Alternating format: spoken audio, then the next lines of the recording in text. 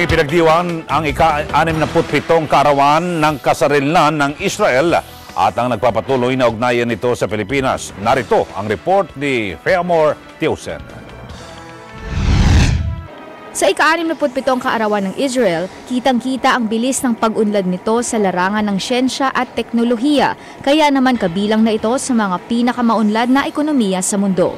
Mula pa sa pasimula, kinailangang bakahin ng Israel ang kakulangan nito sa tubig, kaya nakaimbento sila ng mga paraan upang mapaunlad ang kanilang agrikultura o ang agrotechnology. Subalit hindi magiging matagumpay ang Israel kung hindi dahil sa makasaysayang pagboto ng Pilipinas sa United Nations noong ika-29 ng Nobyembre taong 1947, kung saan pumayag tayo na maging isang ganap na bansa ang Israel. The moment itself that we knew we had independence was as the votes went yes, no, when we got to the letter P and the Philippines said yes, we tallied up the votes, we knew at that point we had independence. So literally our independence came on the Filipino vote with that Filipino moment. So for us this is a very, very special year, a very, very special relationship, something very, very special to celebrate. Hindi lamang ang boto ang lalong nagpaigting ng relasyon sa pagitan ng dalawang bansa. Nauna pa rito ang pagtanggap ng Israeli refugees sa panahon ng Commonwealth sa ilalim ni dating Pangulong Manuel Quezon noong 1930.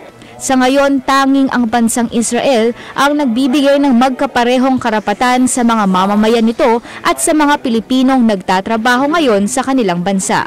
Patuloy din ang kanilang pagpapadala ng mga eksperto dito sa Pilipinas upang mapaunlad ang ating agrikultura at sila rin ang pangunahing tumulong sa atin noong nanalasa ang bagyong Yolanda. Philippines and Israel are very far away, but the relationship is very, very warm. But even more interesting is that the world is getting smaller. Flights are getting quicker, communications are getting faster, and we're becoming a lot more close to each other. We're always close in our hearts, but actually now we're getting physically closer as well.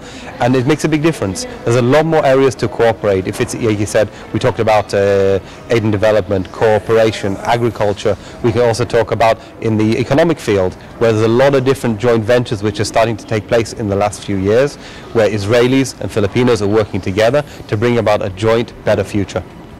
Feamor Teusen, Eagle News.